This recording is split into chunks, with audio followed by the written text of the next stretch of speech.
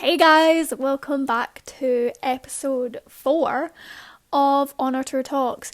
Today we have another guest. We've literally just finished interviewing Pablo Brooks. Pablo Brooks is one of Charlie's favourite artists ever, and I was enlightened in this interview. We actually got on so well. We're very, very similar, both perfectionists, both editors, which I didn't know. I was amazed to hear that he edits his own music videos, produces his own music, writes his own music, films his own content, puts on his own shows, funds his own shows, all of the above. Incredible, just incredible overall.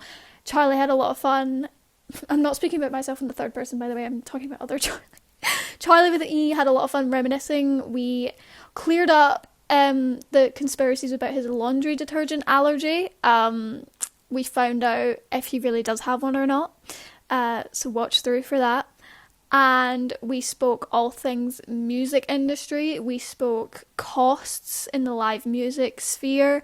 We spoke Lorde. We spoke a lot about Lorde.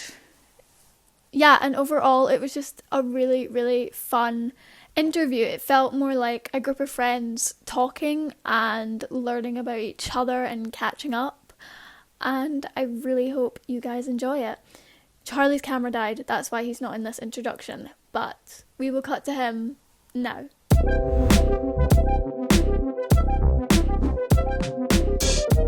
Pablo, what are you doing here? We're not in New York anymore.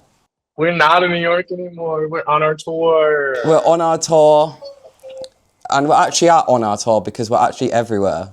We're everywhere. Pablo's in Berlin. I'm in London. Charlie's in Scotland. So on our tour has really gone global. Damn. Well, yeah, thanks for having me. Thanks for coming on. I found you on TikTok in 2021, I think I want to say. Like it was early days. And I feel like we've even I did quite a bit of just random little Pablo Brooks videos. Yeah. All I remember you were one of the first people. You were one of the first that was spreading the word, which is kind of crazy. Stop. Charlie's an OG. I didn't even know that. Wow, he's an OG. Yeah, really OG. It's crazy. Not to hype myself up, but have such a powerhouse of fans. You have even forget the Pablo HQ account for just a minute, because that in itself is insane. But the amount that your fans are so dedicated to just making sure the world knows about Pablo Brooks is actually insane. No, it's crazy. But I want to talk about how I think it's hard, like you said, oh, Charlie, you've been here since X, Y, and Z, and there's new people and there's old people. How's that impact of the joining of the new and the old fans? Does everyone come together to kind of post for you? I think they do. I feel it's always this nice thing of the old, it sounds like people have been around for 25 years, but people who've been around for more than a year or two are sort of they get people inside. And they're also I feel like the old fans are always they're doing the most, like you said, to sort of spread the word, and then they're pulling people in. They're oh, here's the lore, here's what you need to know. Yeah. Here's everything that's sort of about this. And I love that so much. I feel there's a really strong sense of community that I have, which is always really nice, because it's sort of I feel there's been a million sort of bricks in my road, and just the fact that there's always been a community of people who are just willing to show up for me and show up for the music, and just everything that happens around that is really sweet and really nice. And I'm just really grateful that I even have that at my age and at the point of my career, that people show up, and people who've been around for longer and people who are only discovering me is really sweet. Yeah, I think the use of having a community rather than an audience is so beneficial. But also I think I really want to get your opinion on the fact that a lot of the people that are posting and to bring in Pablo Brooks HQ and things, they want careers within the music industry. A lot of them either want to work for you or for artists like you. I feel at this point it's sort of it feels I'm interning at least 5 people at all times, which is really nice. For a while I was is this like, am I exploiting people? Like, is it weird? But it's just like people really, there's a lot of people who really want to work in this industry. And I always forget, like, obviously the way to do that is to, connect with the smaller artists, or connect with a project that you sort of, maybe, the fans.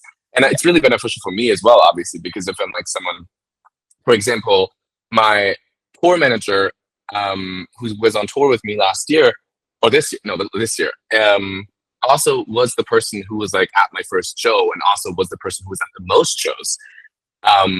Which in the beginning I was like, is this weird? Is there like am I overstepping? Like, yeah, is this like parasocial? Yeah, but then I talked to her and she was like, yeah, I mean, I like you, but I went to 18 of your show because I thought it was so interesting to see the logistics of everything. Yeah. So I was like, okay, so whatever, come on tour with me. And it was just a really rewarding experience because, who knows your project, your audience, and your shows better than the people who've been to the most shows, So it's been really beneficial and nice. And I just feel like, I feel like I'm an employer at this point. So you basically hired a fan. Yeah, ish. I mean, kind of. But it's like, but it was, I feel like it was just, there's so many people who want to do stuff, and people don't put faith in fans because they're fans. Yeah. It's the same thing. Like, there's so many fans who want to do photography. They want to do tour photography and, everything in between. And I feel like, especially in my fan base, I've just gotten to the point where people are like, yeah, I just really want to work in this industry. So I'm like, okay, you've given me so much. I can at least give you a little bit of network or experience, or just something to put in your CV, I guess. I feel like I feel bad if I didn't do it, We always say it's like so hard to get your foot in the door in the first place in this industry. It's so hard to get into the door. This is why we created On Our Tour, because we were like, we don't know what to do. Let's just make the door ourselves. Yeah. Yeah, it's the same thing with like being an artist. I feel like, there's a certain threshold that you need to get over to even be considered as, an artist that's like respectable enough. And it took me like years and years and years to even get to that threshold. And obviously I'm not like where I want to be, or, where I want to end up. But just getting over that threshold of a certain level of people knowing about you, people taking you seriously, that's the hardest part. It's like the first steps are the hardest part, and then the rest is also equally as hard, but not as frustrating, or could be. It's all horrible, but it's all horrible unless you're raking in millions. But it's worth it for the community, and I think like for sure. I actually do have like kind of like a question that I've actually had for like years, I think. Like, speaking of like community and things, obviously you sing, like, you put out queer music, you put out like the best like gay, like queer, sad, happy, whatever mood, there's a Pablo Brooks song for it. Real.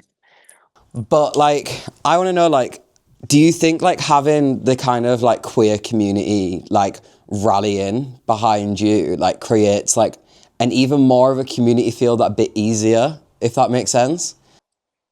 I think so. I think it's because there's an element of sort of like a safety element, and also like a thing of I feel like a lot of people, when they come to my shows or when they listen to music, they can sort of like step into this alter ego or like alter identity that they have. And for me, it's the same thing, like when I make music, I turn into this like more like this bigger version of myself. And I feel like for a lot of people who listen to my music and who are like part of the community, that happens to them too. And I feel like that's with a lot of queer artists, because people always are looking for a community where they can sort of be an amplified version of themselves. And I think that's sort of what the nice thing is about having a queer community, not just the fact that me as an artist, I'm like, damn, if I had this at an age where I was like, if I had this when I was 14 or 15, this community of people who are rallying, and it's not just about me, it's about the whole sort of community behind it. And I think it would like just have helped me a lot. So that's like the biggest honor, I think, of the whole thing, of having like a fairly like 90% queer audience. which is Scorch. It's really sweet. We can now officially say that Charlie's part of that queer audience as well. It's what is it? Is it your one? We should it's his have 1 year of known. being gay. Really? Oh my God. I mean, I think everyone knew before me. Everyone. the gag is that's always the way it's been. I feel like I'm celebrating a good 13 years or something of being gay, because I was 11 and I was like, If only 11-year-old me. Charlie was in denial. It was crazy for a long time. Yeah, I was in this crazy denial. I didn't even know. We would have deep conversations about it, and he'd be like, "No, I'm just friends with a lot of girls, and I just really like Harry Styles, and Pablo Brooks is my favorite artist." And I was like, "Okay, girl, okay." The red flag should have been the Pablo Brooks flag. It's like Harry Styles. It's like, okay, but Pablo Brooks, I'm like, girl, gay. It's a river in Egypt. It truly is. Like, there's no. I mean, we got there in the end, and that's what it's about. But denial is crazy. I mean, I was in denial for a long time. I remember I was bisexual, and then I was asexual for a while, because I was just like, because people were expecting me to be like, if I was bisexual, people were expecting me to be a little bi, and then I was just like, no, I'm just like asexual, and then I was that for 2 years, and then I just like realized like, oh, okay, yeah. Well, that's just the way it goes. Sometimes you just. It's a road. It's a journey. It's a road, and it's oftentimes. And I'm here on the sidelines supporting. You're the ally. Valentina. Valentina or Valentine? Oh, period. Valentine. I want to talk about the Valentine EP. Charlie, do you want to talk about the Valentine EP? I always want to talk about the Valentine EP. So you did a one night only for that, is that correct? Yes, that is correct. And how was the show? Was it fun? Oh, I think it was the best show I've ever played in my life. It was like really nice to get to play just one show, because, you know, if you're thinking about touring, you have to think about, you know, productions and what to bring, who to bring, what to do, what not to do. And because I was playing a show in the city where I live, I was just like, I could do whatever. And like, we had outfit changes. There were outfit changes. We had a B stage. We had like set design. The whole thing was sort of like, you know, because I'm always thinking to myself, if I once have the opportunity to play like an arena show, I'm gonna really I'm gonna do the most, like the absolute. As you should. I'm gonna do 3 outfit changes. I'm gonna use the fuck out of that runway, like the whole thing. But I was just like, why not do the most now? Like, and so that was gorge. I was doing the most. It was great. People loved it. I loved it. I had a great time. It was just exciting. It was my first show that I've played, like headline show that I played this year and like since a year. It was really nice. And I sort of forgot the power of my community and live music, just like being on stage and like, you know, it was great. It's nice to see an artist of your size still putting in that effort, as you say, for like an arena show, because that's gonna take you far. I think that's a good sign that you're doing that as a smaller artist just now. So when you do flourish and be in arenas, your shows are gonna be like top notch. They are gonna be best quality ever. Yeah. I mean, I saw some great like TikToks of people who posted about my show after, and they were just like, hear me out, like this, like in an arena with a runway, and I was just like, thank God, finally someone's like seeing the vision. But I think that's always what I've been doing. Like, I really truly do the most with the least, which has sort of always been my vibe. Like, even just putting out like 3 high budget music videos, well, high budget, you know, but like high production music videos this year with like no budget. That's the sort of stuff where I'm just like, there's so many ways to just pretend like you're so much bigger than you are. And that's always been my vibe. And I feel like it's always worked out for me, unless I'm not, you know, I'm not walking down the street like with glasses on, like holding a general like book in front of me. But I feel like sometimes I have to, but you know. Sometimes I just have to, because like I just can't go to the shop to buy. It's manifestation, honestly. You gotta fake it till you make it. Literally. I've been faking for a while, but like. That's literally the exact thing that Bryony said as well. Like the whole thing of like, if you don't have the budget for it, you just have to make do with what you've got and do like the 11 out of 10 with what you've got, and it ends up working like brilliantly anyway. Because like I think one thing like that we talk about a lot on our tour as well is like the hard work that fans see. Yeah. The hard work that you put in, everyone appreciates that and can see it, and I think that's why you have like genuinely such like this like strong intertwined like fan base. Like you had to cancel your tour like last year kind of time, and it's like you did your one night only, and it was like such an embodiment of I think like the last year that you've probably spent like, oh, I'm not doing any shows, I've only got this one night only. And I think like in that room it's like you kind of have that process you did alone, but when you're there with fans, like is it kind of like, wow, like this isn't a process I'm doing on my own at all? Like 100%. I think it's really easy to lose sight of that you're not alone in the whole thing. And for me, it's always like, because I am very, very self-critical and like highly perfectionist. And I spent most of my time like holed up in my room, like trying to figure out a song or an idea or a vision for anything. And I do most of the stuff like on creative side, just like completely by myself. So I do like, you know, I write the songs, produce the songs, I make the music videos, I edit the music videos, I do the most. So it's really easy to lose track of, oh, you know, there's actually people who are doing this with me and who, you know, I can just like talk to and stuff. And it's nice to go on stage or, you know, go on Instagram Live and just be like, oh, there's people here that are or like not interested in me, but I'm not just screaming into the void, but there's actually, you know, people there who are there to pick those things up. So it is nice because it's a really isolating thing to be an artist sometimes, especially when you're a solo artist and you don't have a team of like 100 people. So it does truly give me the most. Yeah, I definitely think like the use of like how much you go live on social media. Like, I think sometimes like just posting a video, it's kind of like this has just gone to the abyss. But like you said, like using live, it's like a way to connect with people. Like, oh, I'm not putting on any shows, but I can still sing a few songs on Instagram Live and connect with people. Literally, yeah. In even a more sense than you probably would getting to chat to someone after a show. Like, I think there's that space on social media now, like you can go live and instantly just connect and thank the people that are still like hanging around as well. Sure. Yeah. Wait, can we backtrack for a sec? Because did you say you edit your own music videos as well? Yeah, I do everything. What do you use to edit?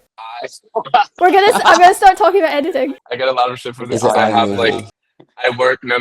It's Windows Movie Maker. It's CapCut. No, I use Final Cut Pro, which is the vibe. That's good. That's really good. It's good-ish, but it's really funny because I work with like the production team that I work with a stable like production team for my music videos, and they're all like movie people. Mm-hmm. And they always do like really high budget projects, and when they don't have anything to do, I call them and I'm like, hey, you want to do a music video like pro bono?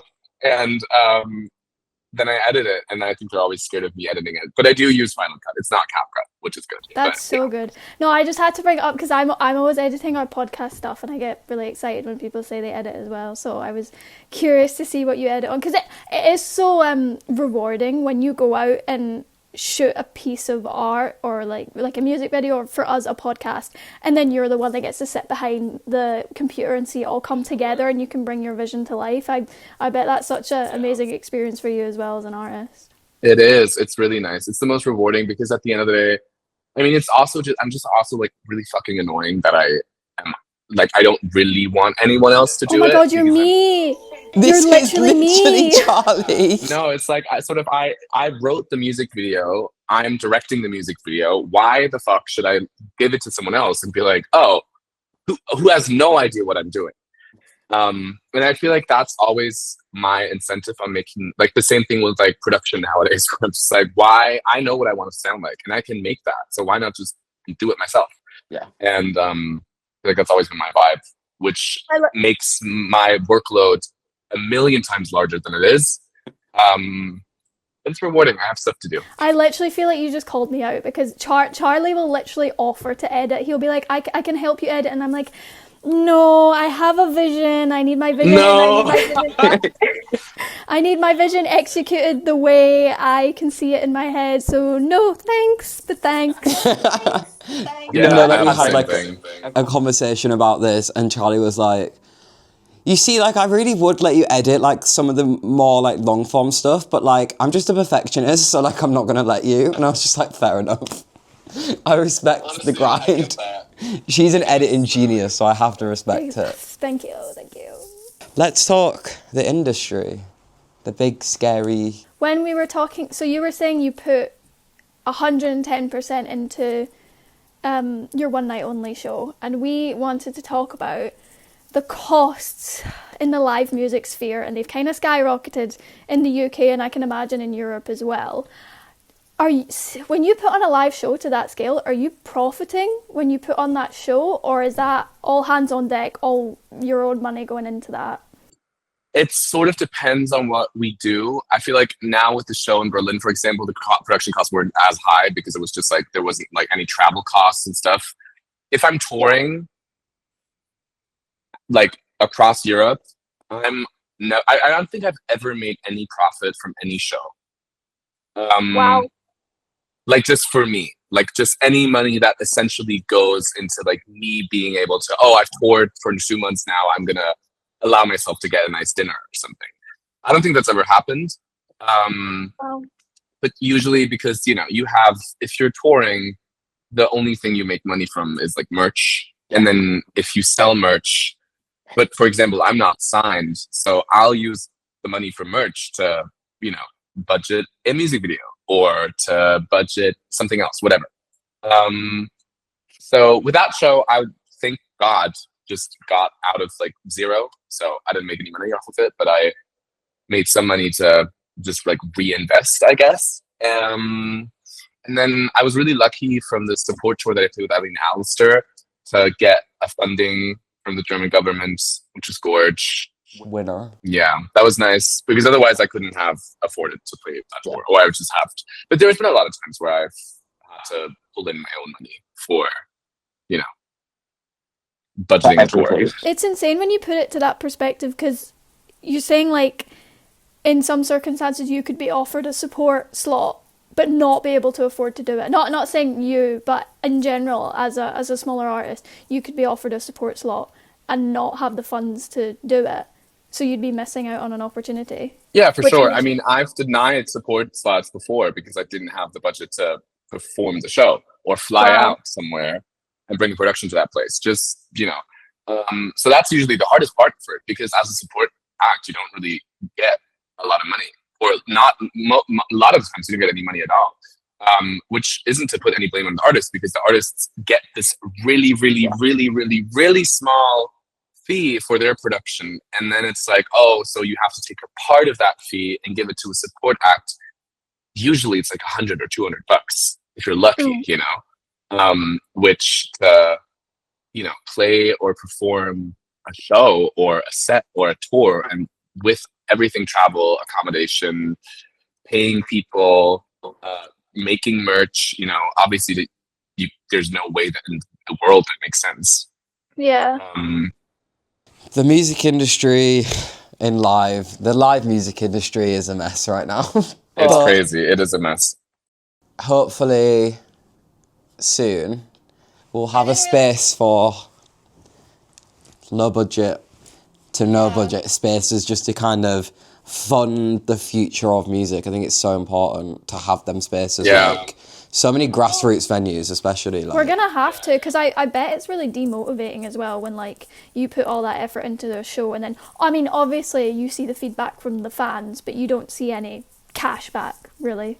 No, exactly, and that's the thing. And then it's always like, if you're, the thing is, as an artist, you treat or at least I treat my business as a business, because at the end of the day, it is a business. And then you go into a lot of debt if you want to be an artist, because before a tour, you're making lots and lots and lots of merch.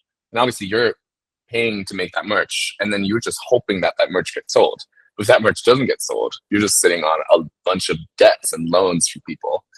And yeah, that's the stuff. And it's in Germany, at least, I can sort of rely on. We do have a really kind of nice funding program, a little bit, but also, for example, if you're applying for a fund to get, for example, like a budget for a record or production or a tour, you have to pay 40% by yourself. If I'm, for example, saying, oh, I wanna make a music video and an EP for $10,000, you have to pay $4,000 for that yourself, and the state will maybe, if you're lucky, pay 6,000 of that. But then again, no artist just has 4K lying around, and also 10K is not a lot of money to invest in a music video and like song productions and a tour. So it's like, it is really demotivating because like, where the fuck am I supposed to make money from? Mm-hmm. And then people make these sketchy brand deals, and I get that they do. So it's like, well, Kids to Fight ad with Pablo Brooks is on the cards. Oh my god, I've gotten so many offers from fucking Temu where I was like, at one point I was like, fuck.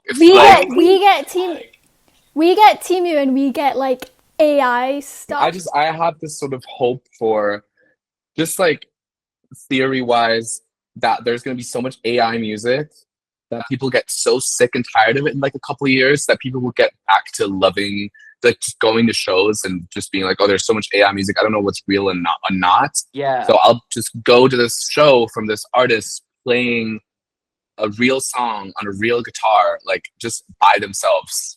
And I have this hope that that's the way where it's gonna go in a couple of years. I think we're gonna go in the trenches for a couple of years. It's gonna be really bad, but I think we'll come out on the bright side of it.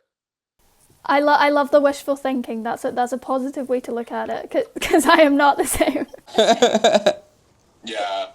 No, but I do think like that is such like a, when you put it like that, like it just makes me think of like posting a TikTok video and be like, buy my vinyl so you know it's Literally, not AI. Like, just content being like, idea. There's so much like potential, I guess. Yeah. Sing my song for you so you know that it's not fucking AI. Because I feel like people do still have that premonition of being like, oh, it's AI. It's like, if it's an AI song, it's like bad.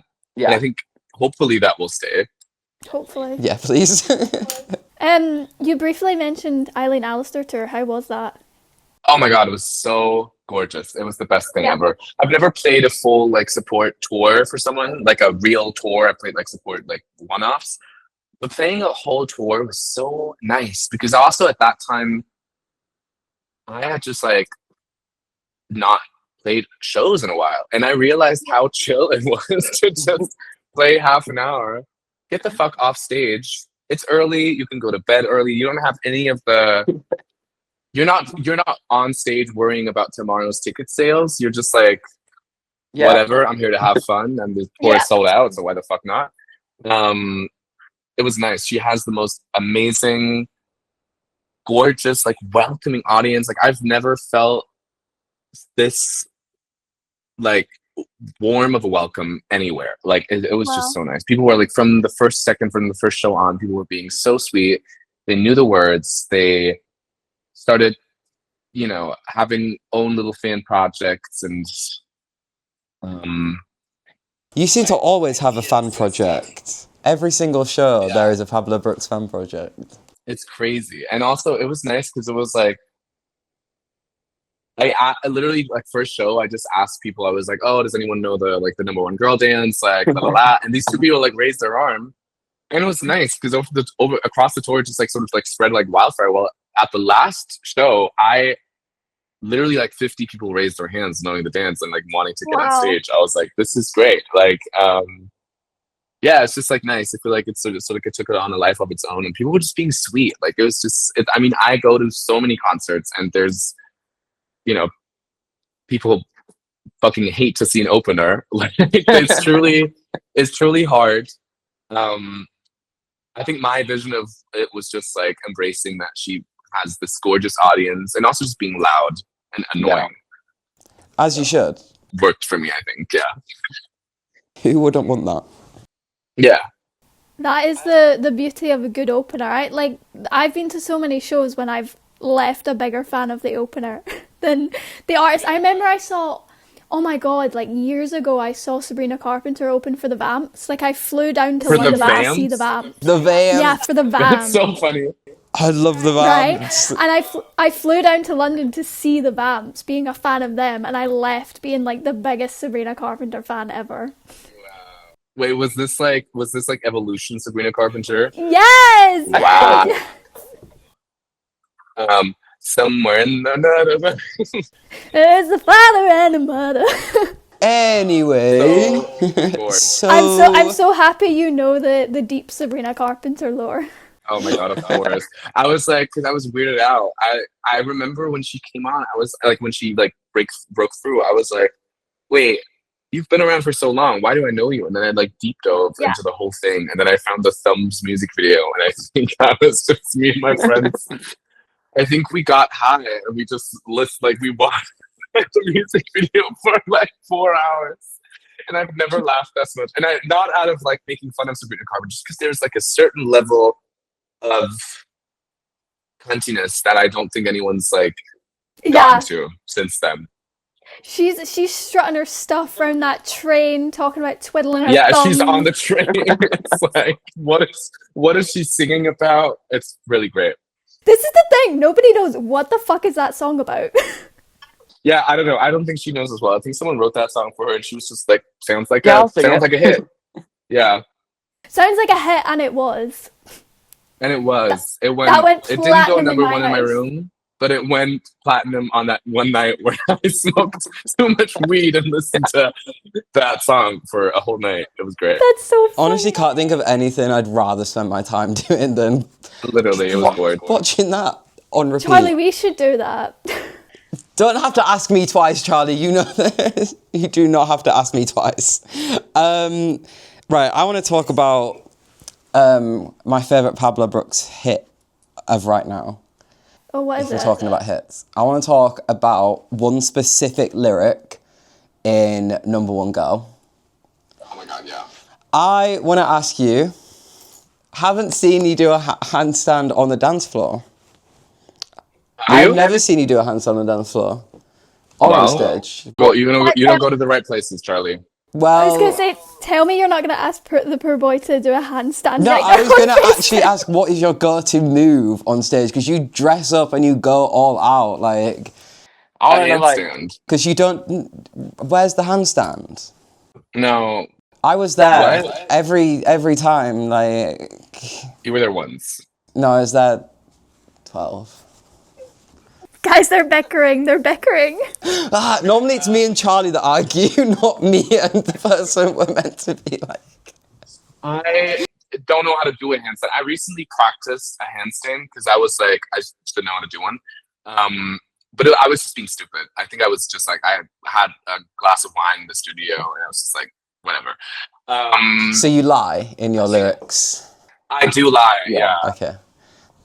Glad we got to the bottom What of is my that. go-to dance move? I think my go-to dance move is the stance, you know, where you put one foot forward and you're just like, Yeah. Yeah. Yes. Okay, Diva. I love this classic. But yeah, the stance is probably what I do the most. It's just like 1 foot forward and then just like looking someone in the eye. Just like, cunty. stare contest. Yeah. Okay. Unbelievably cunty. Well, speaking of the one time that I saw Pablo Brooks live, because someone hasn't been back to the UK since. Literally. I want to ask you a really important question. Are you still severely allergic to laundry detergent? I never was. I don't know why I So you're said just that. drunk and lied? I think I was drunk. I think we were both really drunk in that, by the way. My brother is allergic to laundry detergent, or at least was from the ages of 3 to 5. I don't know why that and I think at that time, I think I was like being like hypersensitive towards laundry detergent. So I think I had an idea, I had a vision, but I'm not allergic to laundry detergent anymore. I'm really glad. I'm we've glad covered we that. finally cleared that up. Yeah, I don't think I ever was. I don't know why I said that. All men do. What was the question? I music. Like, cannot even remember. I tried to watch his interview back. I think you just asked me what if I have any. I think the question was, do you have any allergies? Okay, because I don't. Well, no, I Even do. Lorde Wait, doesn't. okay. I actually recently found out I do have a real allergy. I was doing one of those like there was like heart monitor tests where you put like 3 things around your Yeah. chest, that like an EKG or something. Yeah. And I'm allergic to the glue they put between those things. So I'm allergic to Okay. silver oxide powder or something, which was so cunty. I think when someone told me that, I was like, that's so Eee. niche. That sounds a lot nicer than laundry detergent. Like, yeah, I'm allergic to silver. Silver oxide powder. I don't know. Wow. Brilliant. What a niche allergy. Also, complete change of topic, but are you wearing a H2O t-shirt? Yeah, I am. It says, wait, it's got all of them on, and it says like Carpenter. Yes! That It's is always so great because funny. it's always like a nice conversation starter. And people are like, "Oh, who are you?" And everyone's just like, "I'm Ricky. I'm Ricky." Everyone wants to be Ricky because no one wants to be Cleo because she's like dumb. I want to be the other one.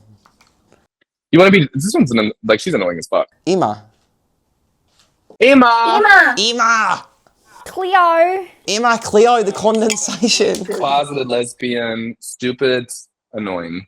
Oh, okay. Well, I'm glad we cleared that I love up. them. Don't want to be any. They're like my them best most. friends. I love them. Yeah.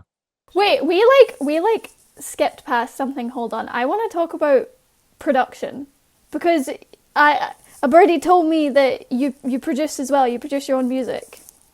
Yeah. Can we just talk about that process in general? I'm presuming you did a lot of on your Valentine EP. So what's it like? So you write the song, you produce it. What's it like? The feeling and seeing it all come together and being able to see it in all these different processes. What's that like? Honestly, it's like it feels so torturous. Where like having the song come together because I have this weird thing of being like, first of all, I'm a perfectionist. Second of all, I don't have an attention span, so I can't stay on one project for longer than an hour. So it takes me months and months to just because I'll have like an idea for a song and be like, oh, this is nice, and then I'm like, okay, I'm bored. Close the laptop, come back a day later, do the same thing, and it just goes on and it goes on and goes on and on and on. And then I start hating it, and then I rediscover it, and then I start loving it again, and then I'm like, oh, maybe I should finish this. But by that point, it's like fragments of weird little things. So it's a really torturous project because there's a lot of like inner monologue stuff that's happening that's like, you're doing so good, this is amazing, this fucking sucks, you're the worst musician ever, this is actually cool, maybe I should finish this, oh my god, I'm never gonna finish this. So it's a really tough process, but I've just learned that that's the way I make the best music. And it's also when people ask me about our process, I'd love to be like, I sit down at the piano, I write a song, and then I put it in my computer, and then that's it. Yeah. But it's like, and it's never. It's like the most unlinear, like horrible, like like it's just it's not a good process. I think that's like a generic process with creatives in general. Yeah, definitely. That I think so. go through a similar kind of thing. Like, it's not linear. Yeah, I just like before I jumped on this call, I was working on a song where I wrote the song 2 weeks ago, and then I made a production version of the song, and then I like now reopened the project for the song. I was like, fuck this, doing the whole thing, starting over again. I was like, oh, I love this. Work on it for 4 hours, and now I'm at a point where I'm like, should probably delete it. So it's just like but it's good because I could never ever do that in the studio with someone. If like in the studio you're sort of like, it's sometimes nice because you have this thing, and I do love collaborating with people. I've written some of my greatest songs just out of like that production collaboration, and I do work with co-producers sometimes, or at least on the CP I still had like 3 songs where I worked with co-producers, and that's also nice because it's like it's easier to make a decision. You're just sort of like, it's this, and that's just the way it's going to be. Because I'm so perfectionist in the way that I'll just like be in my room looking at the way a piano sounds for a whole day, and you can't do that in the studio. Yeah, but it's really rewarding. It's like, I feel like it was for a long time I wanted to do it, but wouldn't allow myself to do it because I thought I wasn't good enough. And then I realized, oh, I am. Period. Period. Yeah, and then I just like it's so fun. It feels like because I feel like I was producing music before I was writing music, and it feels like it's healing something inside of me where I just like get to play around, and I just get to I get to make a lot of stuff that's also just for fun. It feels like waking up and just having a lot of fun every day, and then if something comes out of that that's like interesting or good enough to put out, I will eventually. But it's just rewarding. It's nice. I feel like it gives me space to experiment a lot. I'm really excited for the music that's coming out later, or like to follow up, because that's just like I feel like just so me, and yeah. Yeah, I feel like every single track that you've been putting out, like from when I first found you up until now, like the sound has changed progressively into like that artist that you are like going to be, like that's like the Pablo Brooks, like. Yes, I agree. Yeah, I feel like it's always like a discovery. If I listen to my discography, I'm like, shit, this shit is messy as hell, because there's no through line.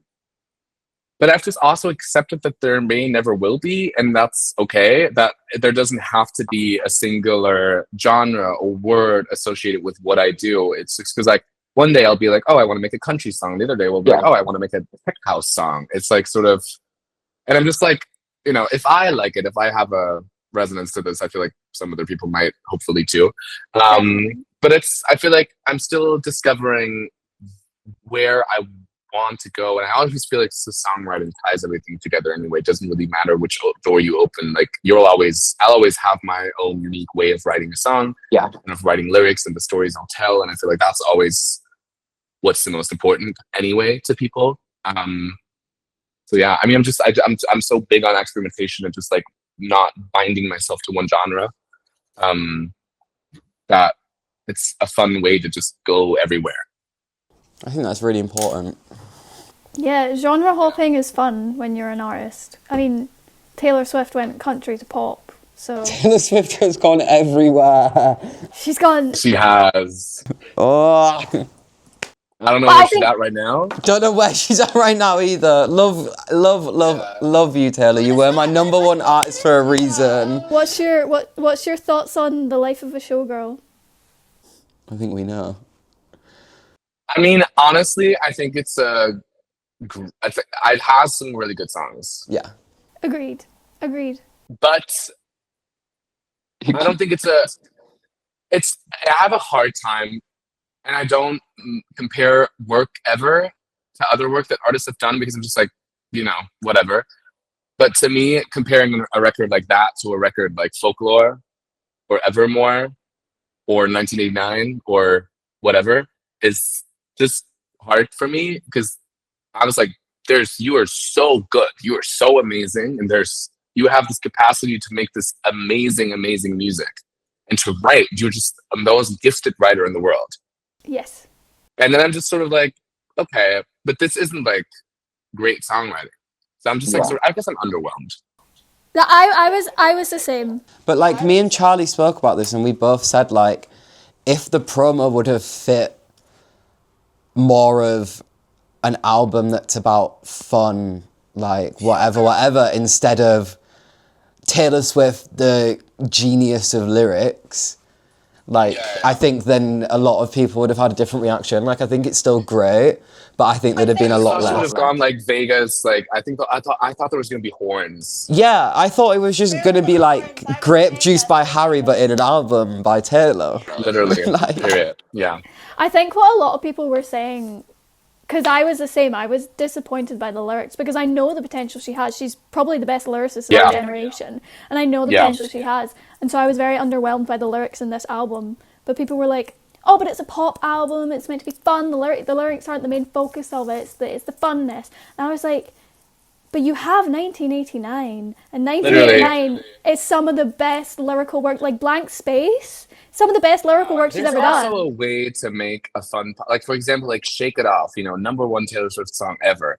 Not saying like that's her best work, but it's like, it's a fun song. And I feel like it embraces the funness of it, and also embraces that the song's a little silly and stupid. And I feel like the Life of a Showgirl, it's like the songs want to be pop songs, but they also don't want to be silly and stupid. They want to be really profound. And I love it when artists are just like, I'm gonna make the song and it's not gonna be profound. Yeah. You know? It kind of felt like she just made an album to like have an album in a sense. Like, but maybe. I do really think like it's still going to be a soundtrack to my 21 journey around the sun. So I can't complain enough. I did find it interesting that just when you said that she made an album for an album, that she said she wasn't going to tour it. Which I completely understand because she's just finished the Eras tour, but in your stereotypical sense, you normally like release an album, then tour it, or at least do a one night only, for instance, like you did. But Motherfucker does not need any more money. She's sorted. And good on her.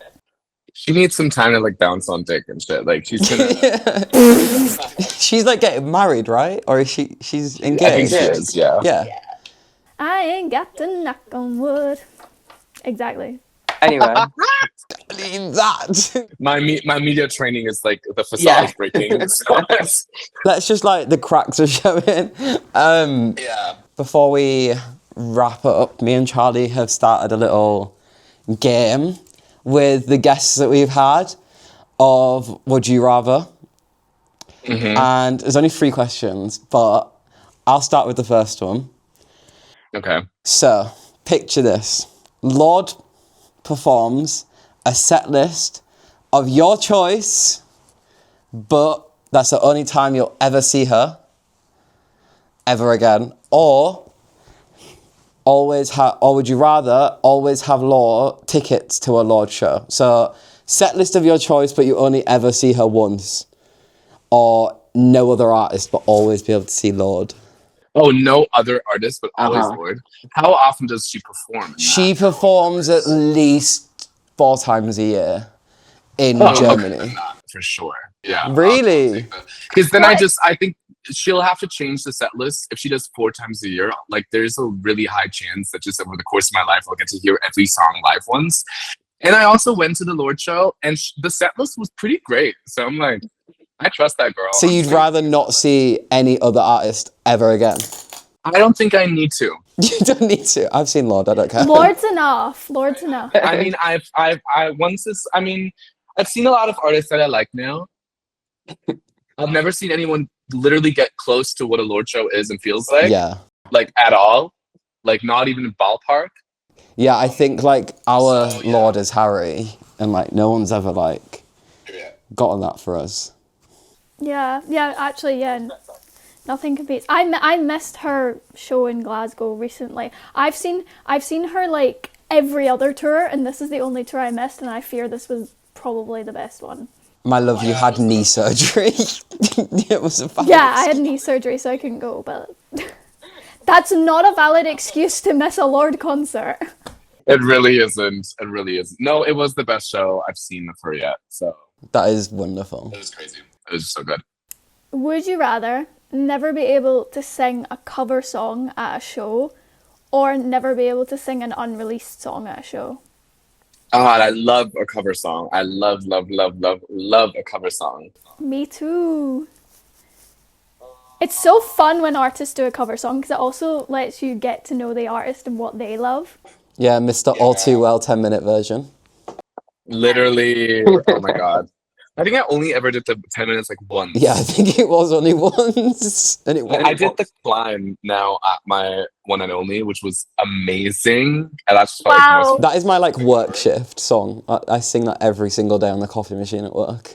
Literally, it's like, it was great. It was so nice to get to do that. I think I honestly would rather sing a cover song, and I think I would give up the unreleased, because like unreleased is fine, but it's like no one's gonna miss it if they don't know what it is. That's true. That's so true. Yeah, that's so true. Yeah. Wow. What would be your go-to cover song now? If we asked you to sing a cover song right now, what would you sing? The only song I have in my head right now is "Cancelled" by Taylor Swift. But I don't think I'd cover that. I think if I had to cover a song right now, it would be Can almost see it.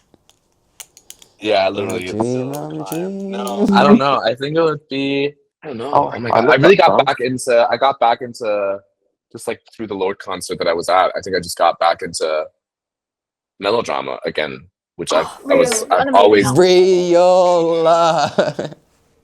So I think I just go back to any song there. Do you know maybe like Hard Feelings. You have genuinely unlocked a memory. I have literally just put I remember this memory so distinctly. You were on a TikTok live singing songs, and I knew of Lorde, I was never a massive Lorde fan, and you were singing Liability, and I remember searching up the lyrics on Spotify, and then that's the exact way that I got into Lorde the way I am now, and I've only just recovered that memory. Whoa! But that was literally the reason I got into Lorde, and I've literally just remembered. I was like, that's crazy. Amy, that's crazy. Right, I'm paying you in exposure. Yeah, period. Yeah. But finally, let's go back to Would You Rather. Last question. Would you rather... I feel like I kind of know the answer after the conversation we just had about production, but would you rather write in the middle of nowhere for a month straight, but you have access to all the resources you could ever want, but you have to be alone? Or write with a group of your favourite artists and favourite writers, but only for 2 hours? You only have 2 hours in that room. Wow. That's a good question. It's a really good question. Thanks. I mean, I don't think 2 hours with any writer would not be enough. But with all of your favourite writers. Honestly, if all of them in the same room, I don't think that would work. I think if I had 15-minute slots with each one, I could put down some ideas. You can spread your time however you want to spread your time. Okay. I think honestly, I love to work alone, but it's also a thing of just sort of it makes more sense for me at this point, where I'm if I'm invited to a session with the biggest songwriters and producers in the world, I'm gonna go to that session, That's true.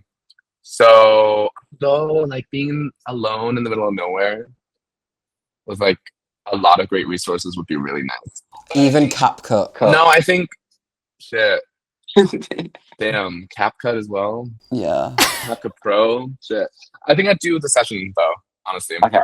That's fair. Okay. I respect that. Who are your favorite? I mean, obviously, apart from Lorde, who are your favorite singers, songwriters, writers? All of I them. think writers and producers that I'd love to collaborate with. There's so many. I'd love to. Who are? I want Erin LeCount and Pablo Brooks in a room writing. That'd be so. I love Erin so much. Oh my god. We're obsessed with her. Charlie, we haven't gone through a single podcast episode without talking about her. I've just realised that. Oh, she deserves the love. I honestly I honestly knew about her because we sort of exist in the same sphere, I guess. But I've just had a a rabbit hole thing of her music and just everything she's put out. I'm just oh my god. Right? That's the exact thing that happened to me. I was like, what? She's insane. It's so good.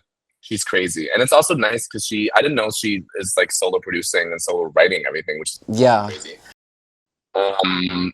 Love and so good. I think there's so many artists and writers. I'd love to work with a team who did the Lola Young album because I just think it's so well written and produced. I would love to work with. I'm not gonna say Jack Antonoff because I feel that would just not bring me into the right direction musically. Yeah. But who's there's this one I mean, Amy Allen is amazing. She did. Oh, we were talking about Amy Allen the other day. Yeah, she's great. She's incredible. She's writes every song I've ever liked. She's literally a hidden gem that nobody knows about, but then she's credited on every pop song. Every song that is you're what? What Selena Gomez's husband, same with him. Oh, Benny Blanco. Yeah. Benny Blanco. He's on every song ever, and nobody knew who he was until he married Selena. It's crazy. Yeah. Well, my camera just died. Oh. I think that's our sign. Thank you so much for coming on. Thank you so much. Thanks for having me, guys. It was gorge. I'll No be back worries. anytime. Bye bye. You Bye too, bye. guys. Thank Bye you so bye. See you much. soon. Bye.